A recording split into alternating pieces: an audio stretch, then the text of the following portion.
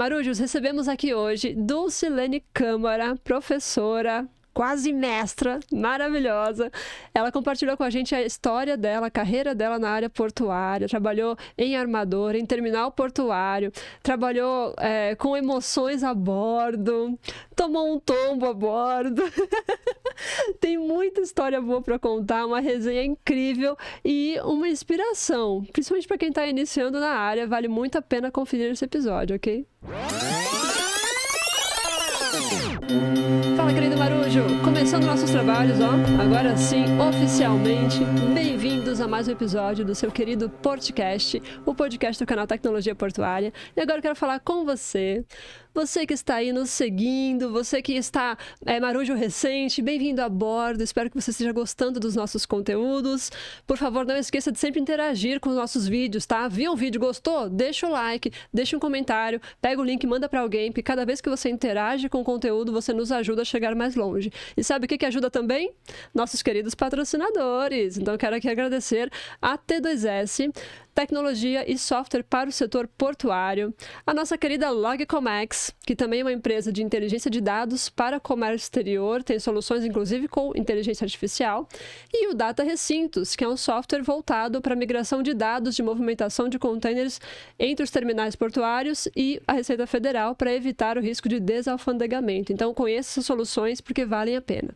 E, gente, nosso papo, sempre voltado à tecnologia portuária, tem a honra de receber hoje Dulcilene Câmara, querida professora e querida mulher portuária que trabalhou na área do porto, tem muita história para contar. Eu queria agradecer a sua presença, Dulce. Muito obrigada por aceitar o convite. Eu que te agradeço. Você sabe que isso para mim, é uma inspiração, né? Então, a recíproca é verdadeira. Para mim, você sempre foi uma inspiração, é uma garota prodígio, né? Como eu digo. Então, nessa área aí, pra gente, você sempre foi essa garota prodígio. Então, obrigada por esse prestígio. Ai, gente, que linda. Além de ser uma professora incrível, ela também é um ser humano incrível. Eu tive o prazer de trabalhar com ela durante 11 anos, em que ela foi basicamente minha mentora. E eu aprendi muita coisa com ela, inclusive como ser uma boa professora. E também aprendi o lado ser humano de ser, porque às vezes a gente fica meio maquininha, né? Mas ela vai contar um pouquinho pra vocês de como que começou toda essa história. Dulce, sei que você é contadora, né? E você tá aí já mestra praticamente, mas antes de chegar nesse ponto, eu quero que você conte um pouquinho de como foi teu início de jornada. Você sempre trabalhou com contabilidade? Você trabalhou com o quê? Como é que foi o início da história profissional da Dulce? Olha, eu venho de uma família, né? É legal trazer esse início de uma família que as mulheres não trabalhavam. É legal trazer isso, porque meu pai era estivador, então naquela época as mulheres não trabalhavam, não tinha necessidade disso, né? Então, porque ele bancava a casa, então as mulheres não trabalhavam. Então, como que aconteceu todo o início de eu querer ir trabalhar? Tinha a Sociedade Amiga das Legionárias naquela época, que é o campus, só que era para as mulheres. Sim. E aí eu falei para minha mãe, eu quero trabalhar. Minha mãe, mas não tem necessidade de você trabalhar. Eu tinha 13 anos na época, né? A minha mãe, não, mas não tem necessidade. Eu falei, não, eu quero trabalhar, eu quero ter o meu próprio salário, né? E a minha mãe falou assim, tá bom, então se você quer, então vai. E aí eu fui, né? Fiz minha inscrição, nessa eu tinha que fazer cursos, né? Então eu fiz curso de datilografia, nossa, isso aí nem existe mais, né? Curso de datilografia e auxiliar de escritório pelo Senac, né? Olha. Que hoje eu sou, né, professora do Senac. Que isso que é mais incrível, né? Nunca imaginei que iniciei minha carreira pelo Senac, né? E hoje eu sou professora. Hoje nós estamos formando pessoas, né? E aí o que acontece? Né? Nessas idas e vindas, né? Me formei no segundo lugar pela SAL. E aí comecei num despachante de carros. Mas dentro desse despachante, eu conheci toda a parte de órgãos, tanto o Fórum, tanto o Palácio da Polícia, a Polícia Federal, a Receita Federal, porque eu tirava certidões. Então, esse lugar, ele me deu um grande... Como se fosse um panorama, assim, né? Um panorama do que eu ia enfrentar lá na frente. Então, eu comecei a ter esse know-how, né? De ter esse acesso aos órgãos públicos, né? E aí, depois disso, veio o Despacho Aduaneiro Maia, que era um terminal de vazios. Lá eu comecei trabalhando com a Flexivan, que era uma leasing, né? Que ela fazia o quê? Ela arrendava os contêineres para os armadores. E aí, quando esses contêineres voltavam, a gente tinha que fazer toda a parte de lavagem e tudo mais e mandar os custos para esses armadores tal, para eles pagarem. Então, quem era responsável pela Flexivan era eu. Depois do Despacho Aduaneiro na Maia, né? Eu fui para a Aliança. E a Aliança de cabotagem? Aliança Armadora. Caramba, que legal. E aí, mas só que ela era fornecedora de navios. Não era a armadora mesmo dos navios. Ela era fornecedora, né? É armadora, mas só que como fornecedora. E o que aconteceu? Comecei como temporária. Né? Naquela época, eu falei, não, eu vou como temporária, porque eu estava para viajar, estava com uma passagem marcada para viajar em janeiro. E eu falei, vou como temporária, né? E tá tudo bem. Só que lá eu comecei fazendo inventário. E o inventário era no final do ano. E olha aí a logística aí te perseguindo. A logística me perseguindo. Aí eu comecei a fazer inventário lá. Então, a gente fez toda a parte de inventário. Só que nessa, o supervisor do faturamento adorou meu trabalho. E ele falou assim, nossa, a gente quer te efetivar e... você vai ser efetivada, eu vou correr atrás disso, para em janeiro a gente estar te efetivando. Eu falei, mas janeiro eu tenho uma viagem marcada, e aí?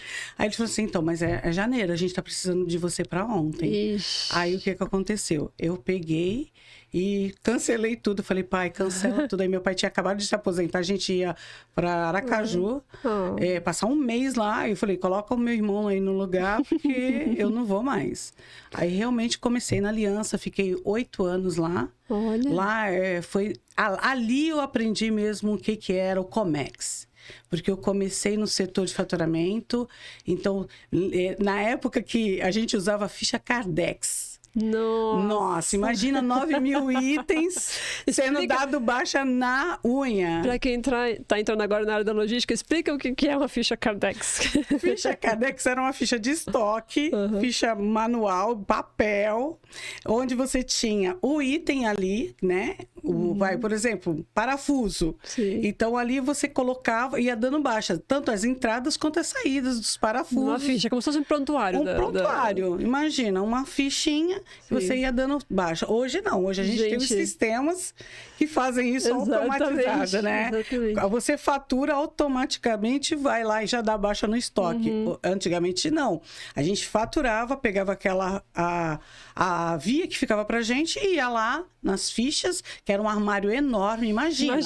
Um armário de 9 ficha mil para cada itens. parafuso. Nossa, não, parafuso, se fosse parafuso só tava bom, mas era rancho, né, que era parte de alimentação, era sobressalente, elétrica, hidráulica, papelaria, enfermaria. Nossa. Então, imagina, tudo que você possa imaginar estava naquele armário.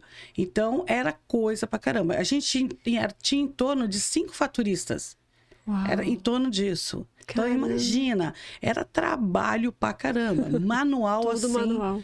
Era uma coisa assim, bem dificultosa. Mas que a gente, com o tempo, a gente ia fazendo. Sim. Bom, isso começamos assim, né? Com datilografia, né? Aí depois foi para máquina elétrica, mas aí vieram quem? Os computadores. Aí a gente chegou no nosso 296, né? Computador de tubo gigante. Verdinho, né? Verdinho, lembra? Aquela tela que é preta com verdinho lá. Sim. Mas tinha, né? E ali a gente começou já a utilizar, já na época da Aliança, a gente já começou já a utilizar. Antigamente, só para você ter uma ideia, a gente tinha telex. A gente se comunicava com os navios através de telex. Nossa. Olha isso. Olha que loucura, né? A tecnologia hoje está tão avançada, né? A gente hoje consegue falar com quem quiser. Sim. Né? Para mandar documento era por fax, né? Via satélite, né? Via satélite. A gente tinha uma transmissão que a gente conseguia mandar e era, tipo, caríssimo. Imagina. Era caríssimo. Imagina. Mas era loucura. Isso foi anos, mais ou menos o quê? Ai, você vai contar minha idade. Depois de 2000 ou antes de 2000? Olha, entre 1986, 92, por aí. Certo. É isso. E aí a gente... Aí foram 8 anos no setor de faturamento, não? Não. Eu fiquei um tempo, acho que uns 2 anos, mais ou menos. Aí me fizeram um convite para trabalhar na área de suprimento exterior, né? Aí eu fui... Supply chain internacional. Aí fui trabalhar com o pessoal, né, os navios que atracavam na Europa. Então, eu trabalhava com todos os navios que atracavam na Europa. Uau. Então, a gente atendia lá, né? Então, todos os navios que subiam, a gente atendia toda a parte de fornecimento lá. E depois do suprimento do lado exterior, eu recebi o convite para trabalhar com suprimento dentro do Brasil. Então, eu desci, né? Desci porque era outro andar. Era outro andar, então eu desci, porque era maior. Então, lá era poucos os navios que subiam para a Europa. Já aqui no Brasil não eram muitos, né? Então, vinham os full containers. Então, as ladies, que a gente chamava as ladies, que era, né? Alessandra, Bianca, né? Renata, né? Eram os nomes das filhas do Fischer, né? Do Carlos Fischer, na época. E aí, a gente tinha que abastecer esses navios. Então, aí eu desci para poder fazer todo o suprimento desses navios. Só que aí, eu já não só ficava internamente, eu tinha que fazer visitas a bordo. Olha, que legal. Porque a gente precisava entender o que realmente eles necessitavam. Sim. Porque às vezes eles, na loucura lá do dia a dia, os tripulantes, eles mandavam zerado, como se não tivesse nada no estoque. Então, o que a gente fazia? Conforme eles atracavam aqui, a gente dava um pulinho lá, né? Para dar uma olhada, fazer uma auditoria rápida, para verificar se realmente... E realmente, às vezes a gente chegava lá e tinha material, tinha coisa, né? no estoque. Aí a gente saía cortando, né? Tem até uma passagem engraçada, né? Foi acontecendo até na antiga Cozipa, num dos navios que a gente tinha de carga geral, que estava cheio de bauxita, né? Tava descarregando bauxita na Cozipa. Eu estava na parte de enfermaria. E aí, eu com os meus 64 quilos, né? Lá. Aí eu tava lá com os meus 18, 19 anos, sei lá, 20. Aí eu tava lá, tava fazendo toda a auditoria, porque eles tinham falado que morfina tinha zerado e eu precisava entender. Porque morfina é o tipo da coisa que é super controlada, né? E os em último caso. E aí eu tive que ir lá, eu falei assim, eu preciso saber e tal. Você era responsável pelos produtos de enfermaria? Não só enfermaria, como o rancho, né? E papelaria também. Tá. E aí eu cheguei lá e falei assim, eu preciso identificar, tal. O enfermeiro abriu, tal. Ele falou, não, tem aqui ainda, tal. Ele me mostrou. No que eu estava lá, um grabe de... Né, o equipamento... De grãos. De bauxitas. Puxou. No que puxou, o navio adernou. No que adernou, eu fui jogada. Mas sabe o que é jogada? Eu fui jogada. Literalmente, porque eu não estava esperando. Todo mundo, parece que eles esperam, parece que eles sabem a hora que vai acontecer. parece que eles já sabem até o barulho do negócio. Eu não sabia, né? Eu fui jogada, literalmente. Aí eu caí, ele, está tudo bem aí contigo? Eu falei, meu Deus do céu. A vergonha, eu acho que a vergonha foi mais. E aí eu entendi por quê, né? Porque é muito pesado, né? Porque é metal, né? É matéria-prima para fazer alumínio, né? Então, aí o que acontece? Aí ele falou, não, é assim mesmo, olha, fica tranquila. Não é, ó, qualquer coisa... Será que eles não fizeram de propósito para te aplicar um trote? Não, imagina, já pensou o cara lá fora, olha, passou o rádio e fala aí, como derrubar ela? Agora, nesse mesmo momento aí, né? Mas, poxa, aquele dia eu passei um... Mas não machucou, foi mais um susto. Não machucou. O problema todo foi na hora da saída. Ainda não acabou a história, porque na hora da saída, o que aconteceu? Estou eu saindo, choveu, né? Choveu. E na chuva estou eu correndo, né, para ir pro carro, tô indo, feliz da vida para casa. Agora eu vou para casa e tal. Me deixaram em casa, legal, né? Porque já era noite, então a gente não enxerga nada, né? Sim. Um breu, naquele terrível, né? Ali em Cubatão, né? Imagina. Cheguei em casa, tomei banho, meu marido olhou para mim e falou assim, nossa, o que é que tu ainda tá brilhando? Olhei, eu cheia ainda de bauxita. Levou uns 2 dias para sair. Não, sabe? Tipo, parecia que eu tinha ido pro carnaval. Tipo Foi pro assim, bloquinho. parecia que aquele negócio não saía. Tipo, sabe? Tomava banho, o negócio, lógico, vai ficando menos, né? Mas o negócio parece que impregna na pele. Mas o marido se convenceu de que não foi pro bloquinho. Se convenceu. Mas se convenceu. Gente, essa história é demais.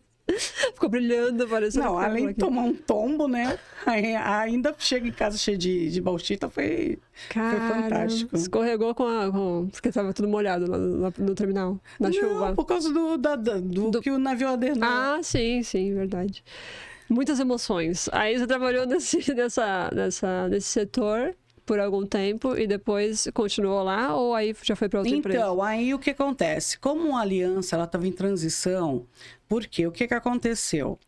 A aliança, ela fechou, ela não ia mais atender navio, ela passou para a antiga Mansueto Pierotti, você lembra, Pierotti, né? Porque agora acho que é outro nome, né? Acho que é só Pierotti, se não me engano. Agora Giovanni, não sei. Mas antigamente era Mansueto Pierotti. Ela passou toda a parte de abastecimento dos navios para Mansueto, né? A antiga Mansueto. E aqui ela ia fechar, porque ela achou melhor isso, né? Ela terceirizar esse abastecimento. Então, o que ela fez? Ela tinha que fechar essa unidade. E aí ela foi demitindo, né, as pessoas. Eu acho que eu fiquei por último, tipo, as 10 últimas pessoas que ficou assim. Foram muitas, as pessoas que ficaram pro final foram bem poucas. E aí nós tínhamos que cobrir, né, nesse meio tempo, as pessoas. Então, eu fui pro setor de compras, fui pra contabilidade.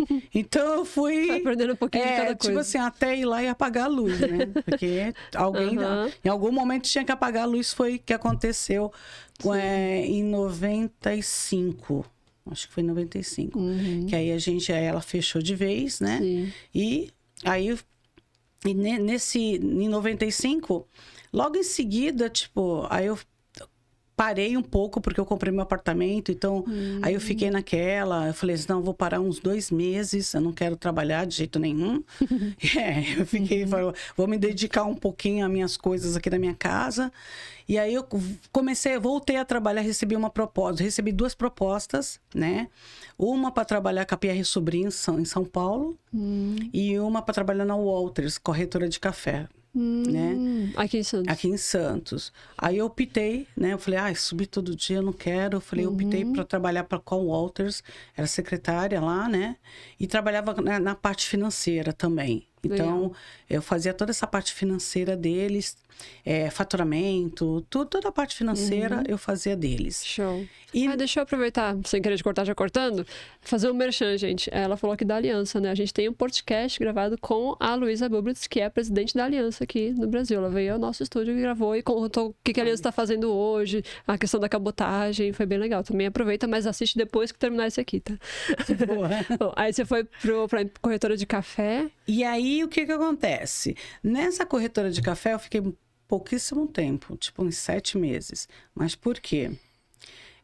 Tinha uma pessoa que trabalhava lá, né, na AWS, o Carlos, eu nunca me esqueço dele. E ele virou para mim e falou assim, Dulce, você tem o perfil que a minha irmã quer.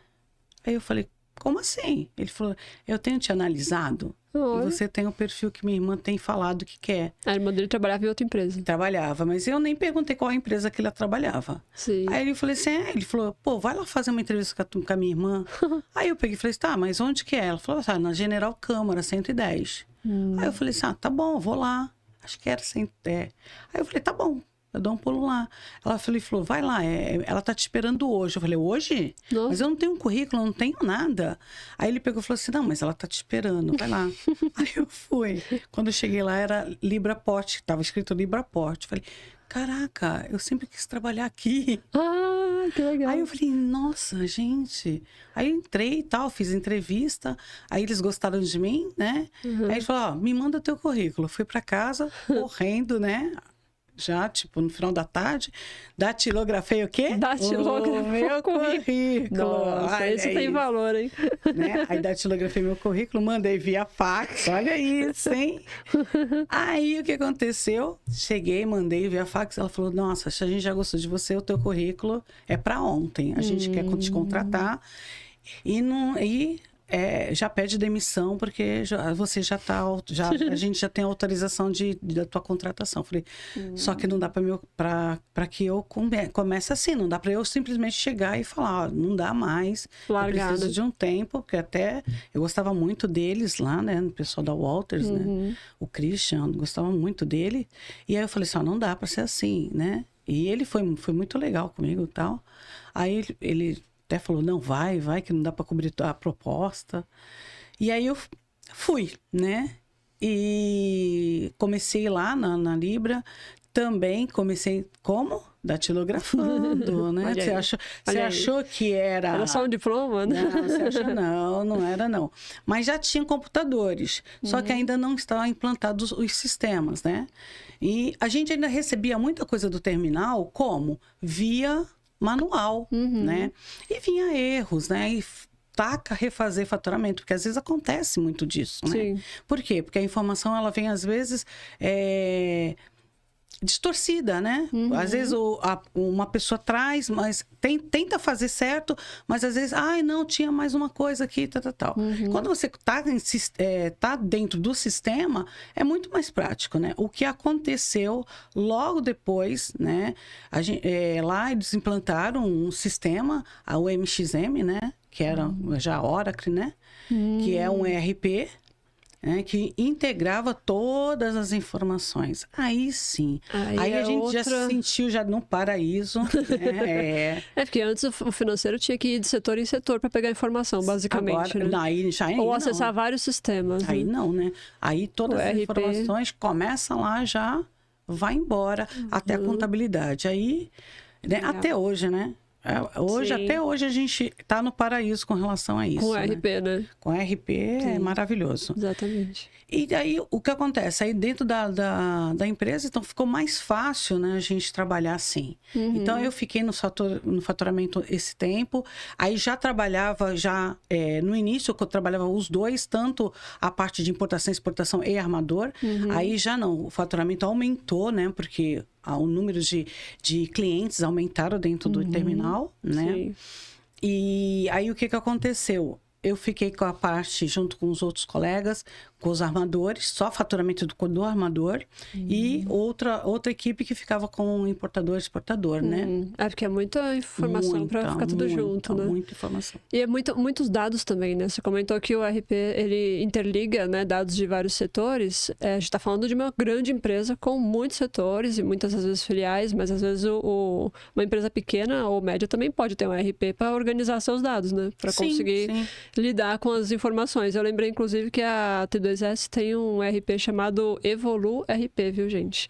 Pequenas e médias empresas também podem utilizar e é bem legal, porque ele integra dados de setores para você não ficar só na planilhinha, só no papelzinho, né? Nada de fazer inventário no Cardex. E às vezes você não precisa comprar todos os módulos, né? Isso, bem lembrado. Às vezes você não precisa comprar todos os módulos. Compra só o que você precisa, só vai comprar o que é necessário para ele, né? Ele não vai precisar investir tão alto naquilo que ele não vai utilizar. Boa. Né?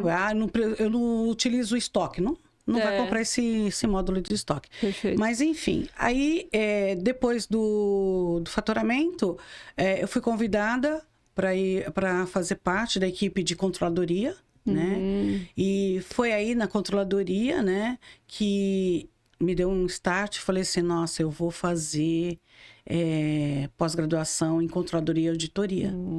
E aí a empresa... A tua graduação era em? Já em contabilidade, né? Em ciências contábeis. Né? Já era contadora. Pós foi controladoria. Qual que é a diferença para quem não está habituado, de setor financeiro para setor de controladoria? É bem diferente.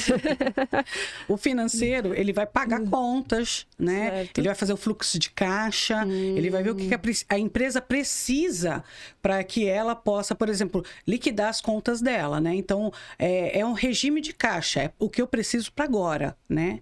Já a parte orçamentária, né, que é a parte de controladoria, ela trabalha futuro, né? Ela vai trabalhar aquilo que eu vou fazer daqui 1 ano. Então, por exemplo, a controladoria, ela não trabalha o hoje, ela vai trabalhar sempre 1 ano. É mais estratégico, então. Sempre, muito mais estratégico, né? Certo. Porque ela vai trabalhar sempre à frente, né? A gente trabalha até dentro da controladoria, até com o regime de competência, né? Porque é o que a contabilidade trabalha. Né? Então, a gente está sempre à frente. Com o planejamento, né, dos gastos futuros. Tudo. Legal. Né? E a controladoria, o que ela faz? Ela trabalha, por exemplo, a gente trabalha a parte orçamentária empresarial. Então, eu coloco às vezes teto, dependendo do tipo do orçamento que você faz, estático, base zero, né? O que o empresário decidiu fazer, aí você vai trabalhar em cima dele. Então, por exemplo, tem empresas que trabalham e colocam teto dentro do seu orçamento e falam, olha, vocês não vão poder passar desse teto, porque a gente tem investimentos futuros.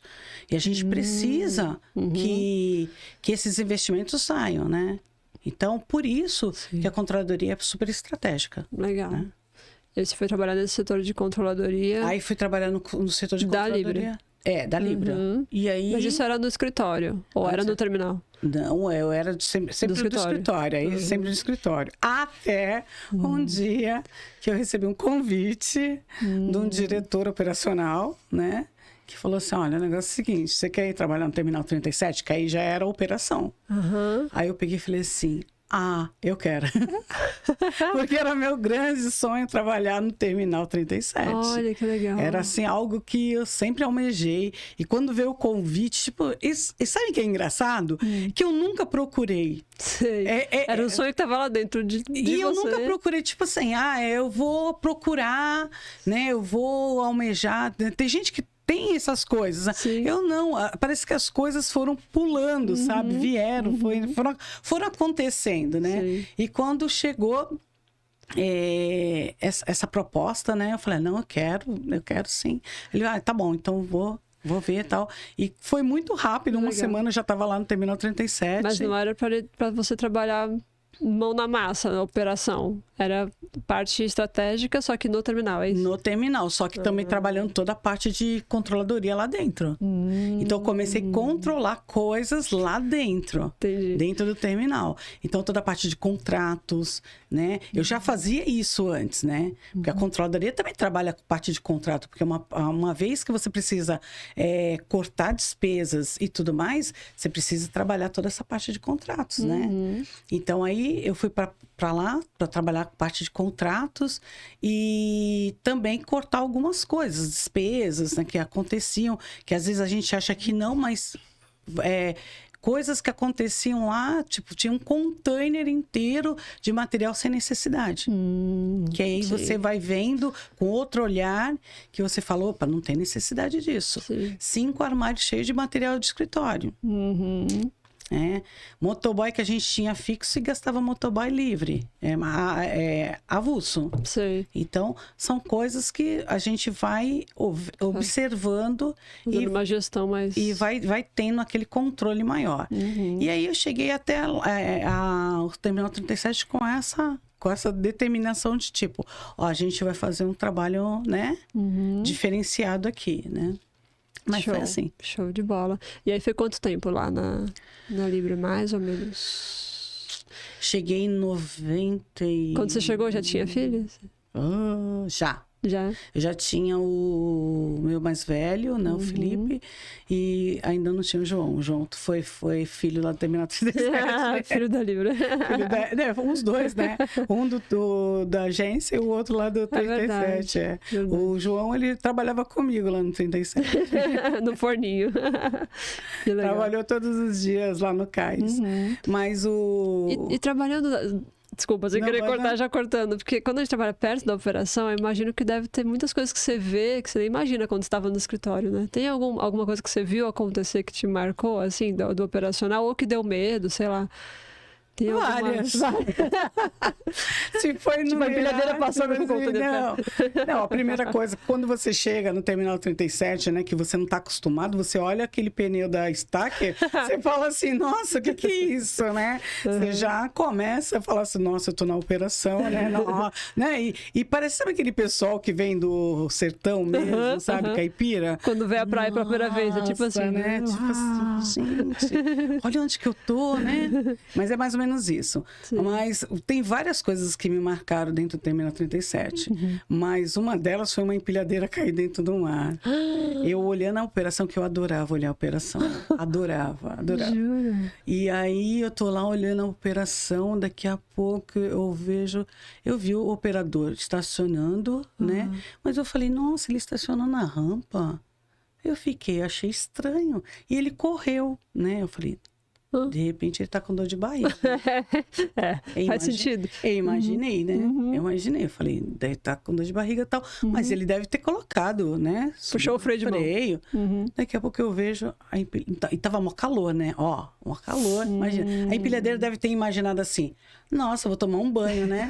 Daqui a pouco, quando eu tô vendo, eu só vejo a traseira dela emborcando. Falei, caraca. Eu falei, gente, acabou de cair a empilhadeira no mar. Aí eu falei, putz. Aí eu tava no... Mas ainda bem que ela foi sozinha, né? O cara tinha saído. Não, ele tinha saído, né? Aí foi um toca-barata, como a gente fala, né? Na linguagem do cais, né? E aí a gente começou daquela loucura, porque o que acontece? Ela tava ligada. Então, imagina o quanto de óleo que foi, né? Então, a gente teve que fazer toda uma contenção, né? Ambientalmente falando, né?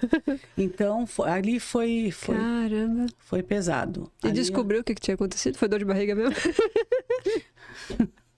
Até hoje a gente procura o operador, não. Brincadeira, mas não sei, a gente, né? Como é dogma, né? Sei.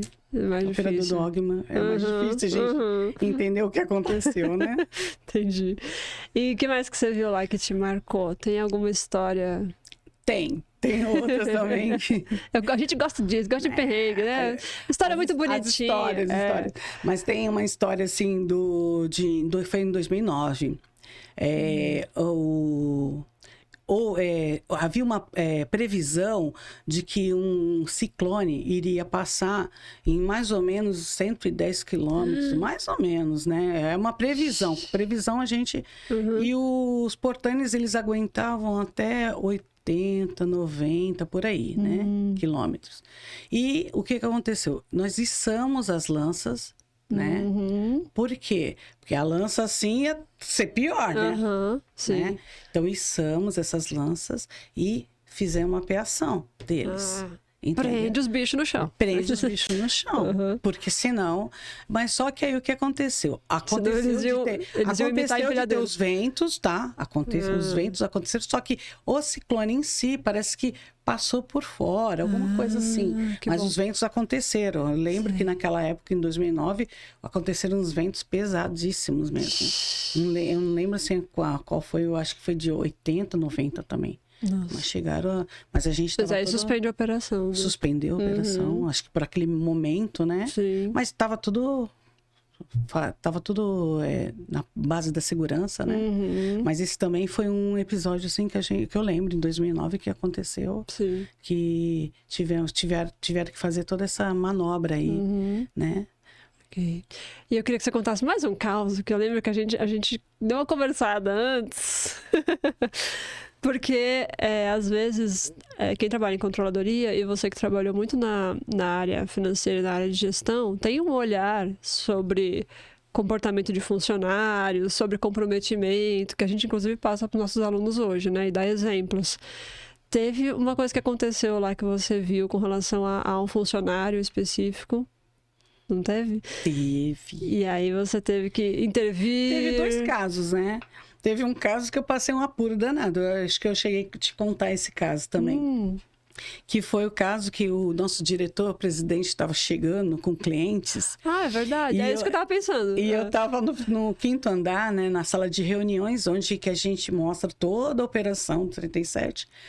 Quando eu abro as cortinas para poder mostrar, né, a 37, ele lá embaixo já, na recepção, subindo, eu vejo o operador dentro do Transtainer, sem camisa, deitado e dormindo. Eu falei, e detalhe, o Transtainer ligado lá, né? Nossa. Eu falei, gente, liguei para a operação. Falei, e o chefe tá subindo, vai ver isso, vai ser uma beleza. Deus. Com o cliente. Fechei a janela na mesma hora, né? Eu falei, não, fecha. Corre. Fecha o tempo que a gente ganha, né? Falei, se ele chegar, a gente tá fechada com a janela. Eu falei, gente, pelo amor de Deus, pede para esse operador descer agora. Porque ele tá chegando, tal. Mas foi o tempo deles ligarem, eles passarem um rádio, ele desligar. E aí ele desceu, aí ele abriu, ele subiu, deu tudo certo, graças a Deus. Mas o que acontece? O legal disso tudo é que fizeram todo mundo pensar numa estratégia de como esses operadores poderiam descansar. Isso foi muito legal. Então, porque ele estava em horário de descanso. Tava no horário ele não estava enrolando. Não. Ele estava no direito dele. Então, não era uma coisa assim, mas lógico, se um presidente vê um negócio daquele, né? Imagina, o diretor. O cliente não vai entender isso. Exatamente, né? Então, mas foi legal porque naquela época foi uma estratégia até que fizeram todo mundo pensar, né? Olha, o que a gente pode fazer, né? Olha, é diesel que está sendo, né? É o meio ambiente também, né? Olha, esse operador poderia estar numa situação melhor. Mais confortável, né? Mais confortável. Porque tá no meio da área, um barulhão. E aí fizeram uma salinha para eles de descanso. Foi algo assim surreal, sabe? Aquilo eu acho que foi uma estratégia maravilhosa, sabe? E deu, acho que, uma qualidade de vida para aqueles operadores. Para todo mundo, porque todo mundo passou a utilizar aquela sala. Sim. Foi algo assim, com TV a cabo, sabe? Água, café, era sofá.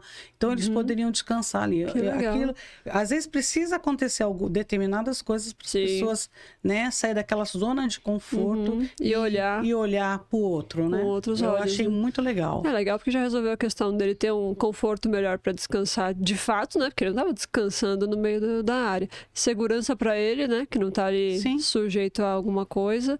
E a questão também de economizar, como você comentou, né? Economizar o recurso da empresa, né? Porque aí tá a máquina desligada, né? Porque se a gente fez, não tá poluindo o meio ambiente. Imagina eu da controladoria, gente, quanto tempo ele fica ali? Aí eu já comecei a fazer conta, né? Imagina, diesel, quanto foi? Né? Mas a gente começa a fazer. Mas uma coisa legal que eu vejo hoje, né? Que na minha época, eu vou falar, né? Na minha época já dá aquela...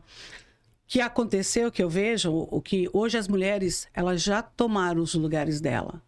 Eu acho que as mulheres, cada vez mais, elas estão tomando seus lugares. Precisa ainda fazer mais esforços para isso? Sim, tá? Mas quando eu comecei, né, nessa área operacional, não era bem assim, né? As mulheres na operação... Era uma coisa que, tipo assim, como elas aqui? Como elas... Não é lugar delas. Como elas controlando a gente, né? E aconteceu um caso comigo que eu trago bem, assim, de coisa de machismo mesmo. É mesmo? Bem machista mesmo. A ponto de, tipo... de eu me sentir mal, Nossa.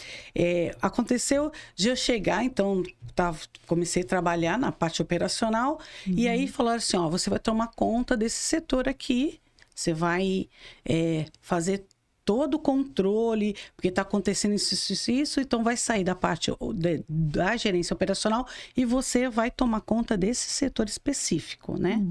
Aí eu falei assim, tá bom, não tem problema nenhum. Só que não gostaram, né? Até então, porque, como? Estão tirando de mim esse controle, né? Porque estão dando para ela, né, uma mulher, né? Mas não gostaram, enfim. Mas até então, não tinham o que fazer e o negócio foi dando certo. O controle foi tão eficaz né, que não tinha mais desvio de aparelho, não tinha mais quebra. Às vezes a gente tinha aparelho que ia parar no mar, sabe? O caranguejo mandava beijo pra gente, porque, caiu no mar, né? A partir do momento que a gente começou a colocar uma política lá dentro, de extravio, de perda, aquilo começou a não ter mais, né? Por quê? Porque tinha controle, né? E aí, o que aconteceu? Então, nós começamos a fazer todo esse controle, né? Lá dentro. Mas até um dia tinha um funcionário que por várias vezes, né? Esse funcionário ele já tinha indícios de que sempre no turno dele faltava alguma coisa, as pessoas não assinavam, sabe? Então não era uma coisa pontual, era várias situações, várias situações que levava a gente a falar, opa, peraí, vamos ficar ligado nessa pessoa. Até um dia em que eu chego, né, logo de manhã cedo, tipo umas 9 horas da manhã, se não me engano, encontro a pessoa de pé para o alto, tipo, você sabe, tipo, nem patrão acho que fica daquele jeito, né? Com o pé em cima da mesa, né, emborcado, quase que dormindo no horário do trabalho. Ixi. Eu levei para frente, né? Eu levei para frente e falei assim, olha, tá acontecendo isso, isso e isso. Olha, isso não é postura. Essa pessoa já tá apresentando isso. E essa é só a gota d'água. Eu acho que essa pessoa não tem mais condições de ficar com a gente. Eu acho que daqui para frente, acho que é interessante que a gente repense se é necessário ter essa pessoa aqui, né? E aí, até então, foi aprovado, tal. Só que eu não sei o que aconteceu no meio de campo, não sei, atrás dos bastidores, que de repente, uns 2, 3 dias depois, eu fui chamada pelo departamento pessoal, né, por um coordenador, né, do departamento pessoal, um homem, que me pediu uma reunião comigo, sentou comigo, que nem tá eu e você assim, perguntou se eu tinha algum problema pessoal com o funcionário. E aí eu falei... Pessoal? Pessoal. E aí eu perguntei assim, mas por que eu teria algum problema pessoal? Não tô entendendo a sua pergunta. Não, porque todos os chefes estão elogiando o funcionário e falaram que não é possível, que deve ser pessoal isso seu. Nossa. Porque você pedir para ser demitido o rapaz, que ele é muito bom. Eu falei assim, olha, eu vou falar uma coisa para você. Vou ser bem sincera, acho que na posição que ele ocupa hoje, eu realmente não tenho nenhum problema pessoal com ele, porque eu, com certeza, ganho muito mais do que ele. Porque se eu tivesse que ter alguma coisa pessoal, eu teria com você, que você é um coordenador, e eu poderia almejar o seu cargo. Agora, o dele, realmente, não tenho problema nenhum pessoal com ele. Aí ele falou assim, não, porque não está acontecendo isso? Eu falei, tá bom. Ele falou assim, não, porque olha só, a gente vai mudar ele de... Engraçado que ele era o problema e no final parecia que eu que estava com o problema, né? A gente vai mudar ele de setor, né? Ele era de um setor, ele foi para o costado. E aí o que aconteceu? Nesse meio tempo, chegou o meu chefe, chegou para mim e falou assim, olha, não, agora vai voltar para a operação, esse controle, que não sei o quê, você só vai ficar só controlando só isso. Falei, tá bom, sem problema nenhum. Tipo assim, tirou, né? Sim. Aí tá bom. Como minha mãe sempre falava assim, Ellen, quem bate não lembra, mas quem apanha sempre vai ter aquela lembrança, né? Porque sabe o quanto sofreu com aquilo. Sim. Né? E aí eu esperei até um certo dia que me chamaram. Meu chefe me chamou e falou assim, você lembra o fulano de tal? Isso já fazia, tipo, o quê? Meses? Uns 8 meses. Nossa. Aproximadamente. Eu peguei e falei assim, lembro. Ele falou assim, então, o chefe lá do costado tá falando que ele tá dando trabalho lá. Falei, é mesmo? E agora o trabalho que ele tá dando é grave. Eu falei, nossa, é sério isso que você está me falando? Que está acontecendo isso? Que novidade. É sério isso? Aí eu olhei para ele com carinha, sabe? Tipo assim, só faltou aquele óculos, sabe? Tipo, então você tá falando para mim que você pagou 8 meses de salário para esse cara? 8 meses de salário? Um cara vagabundo? É isso que você tá me falando?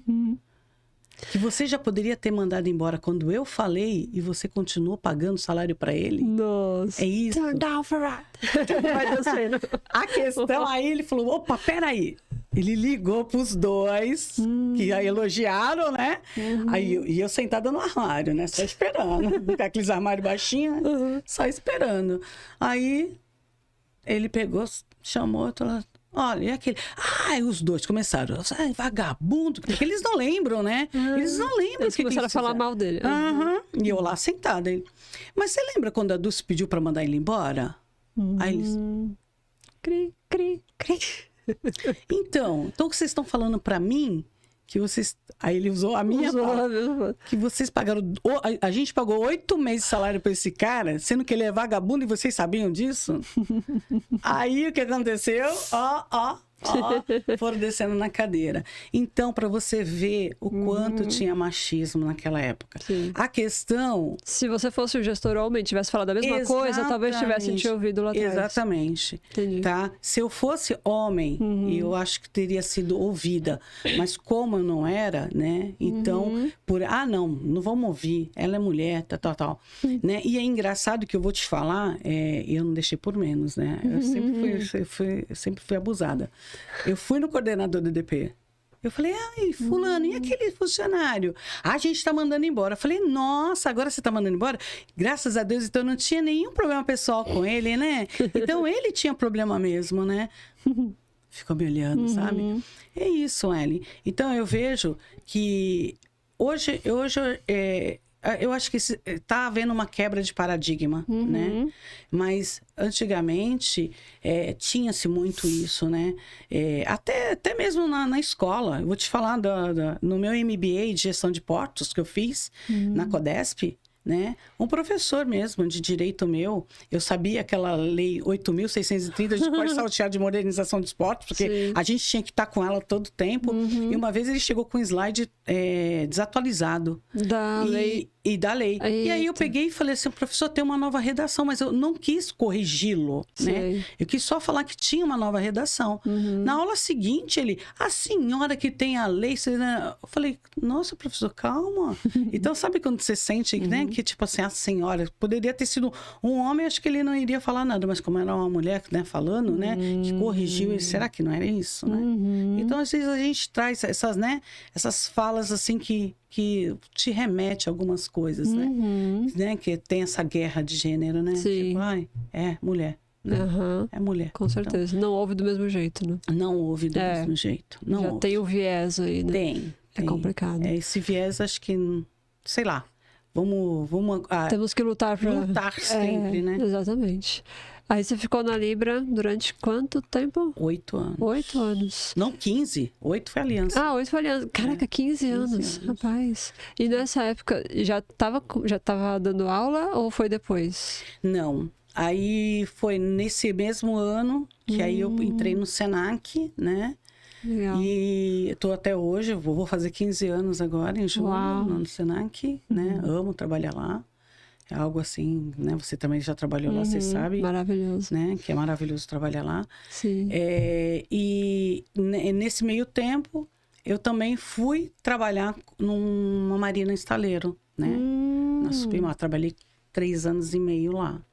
Também aprendi bastante lá sobre a parte de estaleiro, né? Que eu não conhecia. Que legal. Mas muito legal também. Com controladoria também, não? Controladoria. Fui supervisora de controladoria lá. Caramba. Então, foi também muito Tem muita legal. diferença de navio cargueiro para carga e para marina? Que aí tu trabalha com iates, essas coisas? Tem, né? De procedimento, de custo? Ou você viu similaridades. Não, né? Pô, as peças de um navio é muito mais caro, né? Pô, nem tem comparação, né? Sim. Porque eu imagino que por iate ser luxuoso, às vezes tudo deve ser o preço do olho da cara. Não, mas é caro, mas nem se compara. Não se compara com... Entendi. Trabalhou com a lancha do Leimardo? Pô, o pior de tudo é que trabalhou sim, tá? A gente chegou a fazer manutenção lá. Olha aí! É santista, não foi lá pedir autógrafo pra ele, não? Pior de tudo que não, porque ele não aparecia lá. Sabe quem apareceu lá também, que às vezes fazia manutenção? Aquele Valdomiro, lembra? Ele eu conheci. Ah, é? O do chapéu? O do chapéu. O do chapéu apareceu lá. Eu tenho uma foto, não sei se tu... É porque tu não é dessa época, do Montanaro, que era... Eu tenho até uma foto com ele, que era jogador de vôlei da seleção brasileira. Ele também fazia manutenção lá. Eu não vou tecer comentários. Porque não era a tua época, né? Vai falar, eu nem lembro, porque não era a minha época. Almir Klink também, acho que... Ah, que legal. Aquele que deu a volta. Eu não tenho certeza, mas acho que também ele fez alguma coisa lá. Que legal.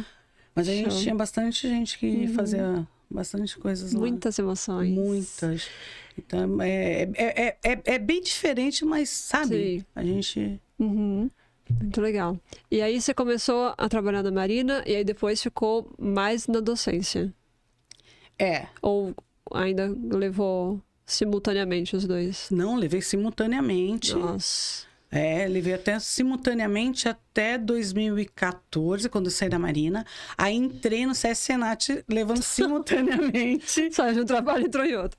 SESC Senat e Senac, né? Eu levei os dois, né? Sim. Aí em 2015 eu saí do SESC Senat, aí fiquei só com o Senac mesmo. Né? Aí em 2018 eu entrei na pedagogia.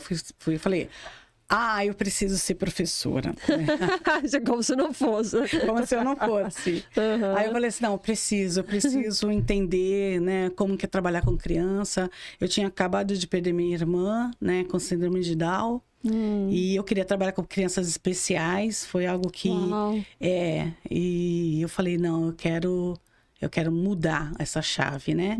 E aí eu fui e eu falava pro meu marido, Fê, eu quero fazer estágio, eu quero trabalhar com crianças especiais, porque eu quero... Aí meu marido, mas tu foi a tua infância inteira com a tua irmã, né? Indiretamente, falei, não, mas é diferente.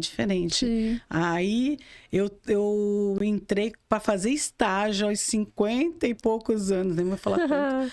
Para fazer estágio na escola americana, né? Que legal. Eu fiz de fevereiro até agosto, né? Eu fiquei num estágio lá, de 6 meses, né? Mais ou menos. E aí eu fiz estágio com criança autista, que eu adorei, amei. Acho que trabalhar com criança, sabe? Foi um divisor de águas para mim, que mudou toda a minha estratégia, sabe? Como professor. Eu acho que isso para mim foi um divisor de águas na área de docência, sabe? Foi algo... E traz eu imagino que traga uma afetividade, uma empatia que você já tinha, que inclusive eu aprendi contigo, né? Traz diferente, um olhar diferente, né? Para quando você vê um aluno, por exemplo, com dificuldade, você já imagina que a dificuldade não é só uma dificuldade, às vezes ela tem uma questão genética, às vezes ela tem uma condição, né, neurodivergente ali que atrapalha o desenvolvimento do aluno. Né? E é legal que a pedagogia ela te dá essas ferramentas, né? A pedagogia ela abre a tua visão, né, para isso. Que legal. Né? Lógico, a gente não é 100%, né? Mas a gente né, tenta chegar, né, a ter essa empatia. Vai chegar uma hora que a gente vai ter, né, todas essas ferramentas na mão, mas... As limitações estão aí, As limitações estão aí, Sim. exatamente. E como você é uma pessoa que não para, você fez outra faculdade de pedagogia e mestrado, né? A pessoa não sossega. Fala um pouquinho do teu mestrado, qual é a tua linha de atuação, curso? Então, aí 2023, né? Não satisfeita, né? Porque eu não paro, eu acho que... E é uma coisa que eu quero deixar claro aí para todos os teus marujos aí que estão nos ouvindo, né? Sim. Não parar, né? Acho que isso que é o legal, não pare, né? Não pare de estudar, não pare, né? Sim. Porque a cabeça é algo assim extraordinário. Quando você para de cabeça vazia, minha mãe falava oficina do diabo, né? Exatamente. Então a gente precisa sempre estar em funcionamento. E aí o que acontece? Em 2023, né, eu escolhi a Unisanta, né, para fazer o meu mestrado, né, com a minha coordenadora, a professora Úrsula, né? E aí eu fui lá fazer uma entrevista e eu falei assim, olha, eu quero fazer mestrado, eu estou pensando em fazer assim, assim, assado, e eu quero fazer com os terminais portuários. Aí ela, uau! É. Aí ela falou igual você, uau! Eu falei assim, eu quero fazer com os, né? Ela falou assim, legal, então vamos escrever o seu projeto, vamos ver, né? Show. Vamos fazer tudo direitinho e tal, e eu falei assim, é essa minha linha que eu quero. E aí, comecei, né, um mestrado, e aí comecei com a professora Milena, né? A professora Milena Ramírez, que hoje é minha co-orientadora. Legal. Né? A minha orientadora hoje é a professora Laís Samira, maravilhosa. Ela é que, eu falo para ela, é um anjo que Deus colocou na minha vida, né? Porque ela fez toda uma estratégia, assim, que desde o ano passado para cá, porque ela montou. Em um ano a gente conseguiu chegar onde a gente está chegando, né? Agora a gente está já na análise dos dados, né? E o meu tema hoje é resíduos têxteis e sustentabilidade, uma abordagem da economia circular, sobre uniformes profissionais nos terminais portuários. Uau. Então, foi uma pesquisa que a gente fez, né? Juntou os terminais, como era feito esse descarte, né? Desses uniformes. Então, um dos objetivos era esse, entender, diagnosticar como era feito esse descarte, sim. Né? Isso inclui até a logística reversa, né? Oi? Isso inclui até a logística reversa. Sim, inclui até a logística reversa, né? Porque tá dentro da PNRS, né? E aí entender isso, né? Dentro desse meu trabalho também nós estamos incluindo os ODSs, né? São 4, né? Mas eu não vou poder ficar falando quais são, né? Porque, spoilers. Não posso dar muito spoiler porque ainda não foi publicado, né? Porque ainda está em fase de análise, né? Dos dados. Sim. Mas vai trazer bastante coisa aí. Legal. Mas uma coisa que eu quero trazer, vida de pesquisador, vou ser sincera, não é moleza. Não é moleza. Gente, vou ser sincera, a vida de pesquisador não é moleza, tá? Eu deixo aí um alerta, um apelo, né, a todos os terminais, abram as portas, né, para os pesquisadores, porque foi difícil, foi muito difícil, né? Lógico, eu tenho vários terminais que abriram as portas, foram fantásticos nisso. Eles entenderam que eles poderiam contribuir, que aquela contribuição mais tarde poderia ser algo fantástico, porque eu me disponibilizei após os resultados a palestrar para eles, né? Deixar essa pesquisa para poder mostrar o que os resultados vão trazer. Sim. E eles entenderam isso e participaram, abraçaram a causa, sim. Mas teve outros que não. Outros que falaram assim, olha, o compliance não deixou. Ou, tipo, eu tinha que ficar lá insistindo, ligava, e, tipo, na terceira ligação, dá para você responder? A pessoa falava que não tava. Tipo, não respondia. E... Aí a gente vê, né? Como que falam tanto de inovação, como falam de futuro, de planejamento, né? De novidades aí, se não ajuda os pesquisadores, né, gente? Tem que ajudar os pesquisadores a conseguir os dados, analisar os dados. Abre as portas, e às vezes as portas não é nem fisicamente, às vezes é só responder o questionário, né? Às vezes é só um link do Forms, mas você contribui com a pesquisa científica, porque é a ciência que salva, né? Além de Deus, obviamente, mas é a ciência que salva as nossas soluções para o futuro, né? Se não tiver um pesquisador para ver aqueles dados, não vai ter produtos, não vai ter inovação. Ellen, o que eu vejo, às vezes a pessoa não quer se comprometer, porque a gente tem um termo lá de livre consentimento, né? Esclarecido.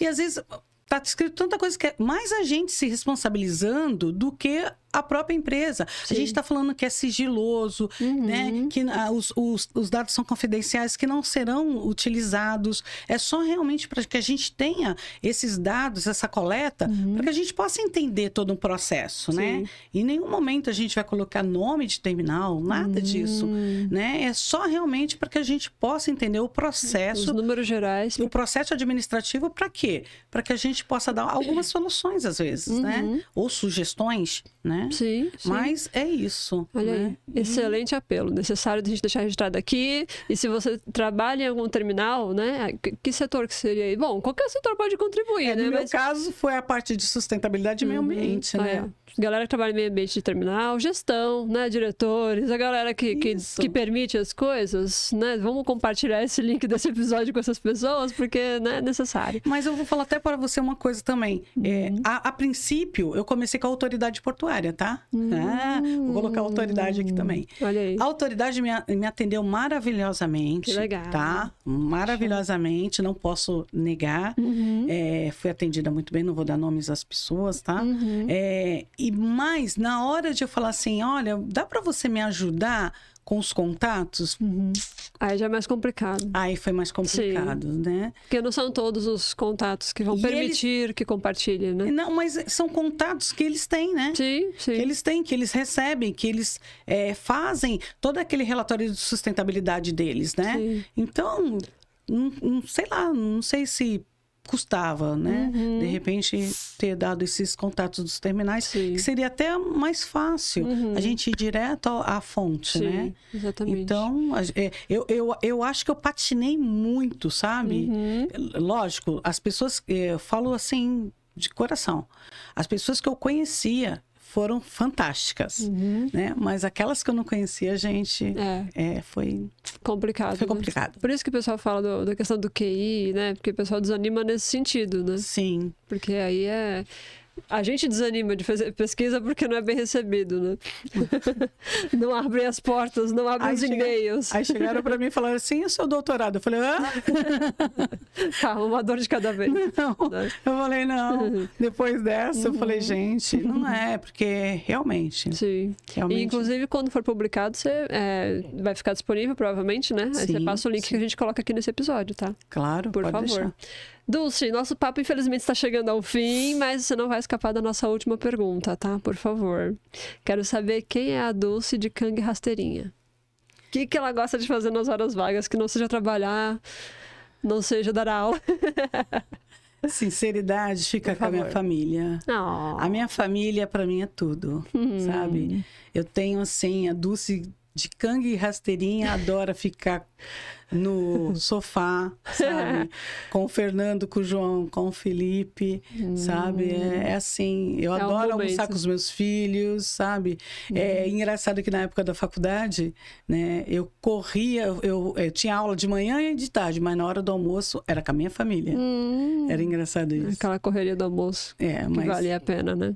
E uma dúvida inicial, aquela viagem que foi adiada lá com seu pai, porque você teve que trabalhar, fez algum dia ou não? Pra Aracaju? Nunca mais, meu pai morreu e eu nunca mais fiz. Olha, vai ter que fazer agora com a família.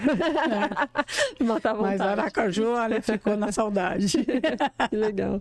Mas valeu a pena, valeu a pena. Valeu a pena. Foi para o início de uma linda carreira, né? Foi. Tem algum recado final para os seus aluninhos queridos, para quem está iniciando na área? Alguma dica inspiracional? Se você quiser, pode até falar direto ali para a câmera. Estudem. Essa é a melhor coisa que tem para fazer na vida. Estudem. Essa, para mim, sempre foi a melhor coisa que eu fiz. Olha, a professora vai falar o quê para os alunos também, né, gente? Estudar. Não tem mais, né? Dulce, muito obrigada. Eu te agradeço, Eu amiga. amei. E se você também gostou, não esquece de deixar um like, não esquece de comentar. Aluninhos da professora Dulce, eu quero ver comentários em massa aqui, hein? Por favor. Beijo, Marujos. Até o próximo vídeo.